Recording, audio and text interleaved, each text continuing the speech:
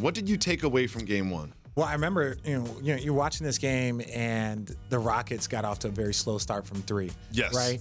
And, there were some questionable. 8, I believe. So then all of a sudden you just start thinking, wow, this start and then the last series, you're like, they've missed a lot of consecutive threes. Like, and that was more of just kind of a funny spot to kind of talk about. But no, I thought both of these teams are playing good basketball. I saw a lot of turnovers by the Warriors. Yes. And I felt like there was an opportunity if Houston could have hit some shots earlier, right, then I think they would have been in a much better spot, because the Warriors are a team you want to have like a 10, 12-point cushion, right? If you're up by 6, if you're up by 8, that's gone in 12 seconds. That's gone really, really quickly, and all of a sudden the pressure's back on you. So that was the opportunity I felt in that first quarter for the Warriors, especially with all those turnovers in that first half, for the Houston Rockets to kind of give themselves a buffer, but it never came. The Rockets didn't hit the shots when they needed to. Like, off of those turnovers in the first half, they never had an opportunity to build a big lead. Like, as you mentioned, they didn't play that well, especially James Harden. James Harden was 9 for 28, didn't have the best game, made a lot of free throws, but the conversation about this game is just about the officiating. And by now, we all know what it's about. It's about, what's it called, the landing zone? Is that what we're calling it? We know what it is. The Zaza play that took Kawhi out of the playoffs. They changed the rules. They enforced it. You played under these new rules. What did you take away from those first half calls that the officials didn't make? Well, yes, there were some that were missed. I don't think that last foul that he was trying to get on Draymond wasn't it.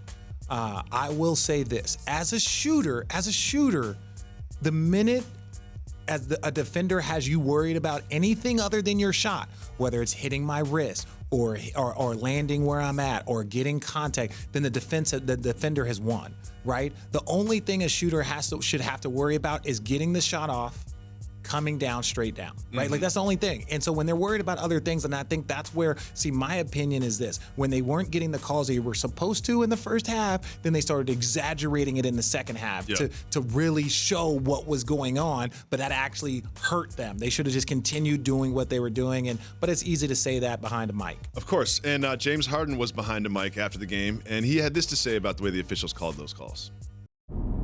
I just want a fair chance, man. Call the game how it's supposed to be called, and that's it. And I'll live with the results. But especially we all know what happened, a few years back with Kawhi, like, that can change the entire series. Just call the game how it's supposed to be called, and we'll live with the results. And it's plain and simple. Can we just talk about Chris Paul looking like he was wearing somebody else's jacket? Yeah, right. Like, definitely. There was a really vintage young store, 1997, and everything was too big. And look, this is the other thing, and this goes both ways. Like, right there, you saw Steph Curry, someone go under. This is not.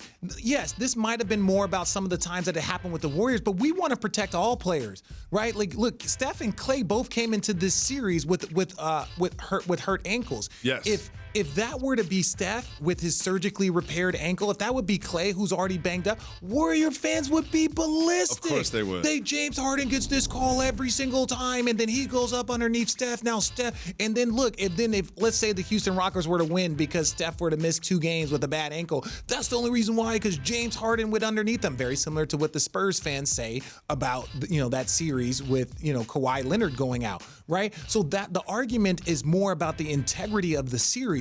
I'm not talking about foul. I'm saying, we want everything to be clear because we want to protect these guys so that we can see the best product and the best game possible. Unfortunately, with those missed calls early on, you started to affect the product. You started to affect these guys and their ability. Now, it works both ways. It's not like they only missed calls on Houston and they got everything right for Golden State. That's not it. But we can at least be honest and say those first fouls early on could affect how much Klay Thompson plays, could affect how much space they have to give James Harden. All of these things go into it. So I don't want to give Houston excuses. And this is not an excuse. This is more about, hey, moving forward, this needs to be addressed and make sure that it's handled properly. Well, the refs watch a lot of tape, and they prepare for the game just like the players do. And James Harden has had, I believe, 95 3-pointers this season, which he's drawn fouls on.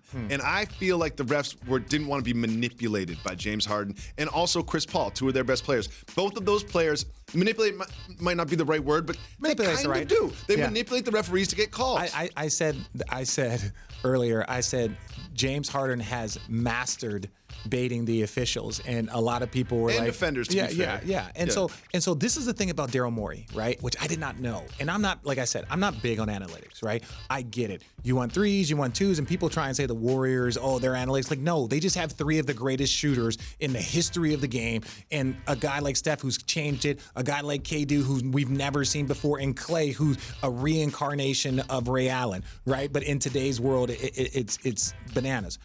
Daryl Morey, what he was doing is he was tracking officials and knowing, okay, this guy doesn't call 3 seconds. This guy doesn't call, landing zone. This guy doesn't call, reach-in fouls. This guy, so he was tracking all of this stuff. Then he would go and prep his players.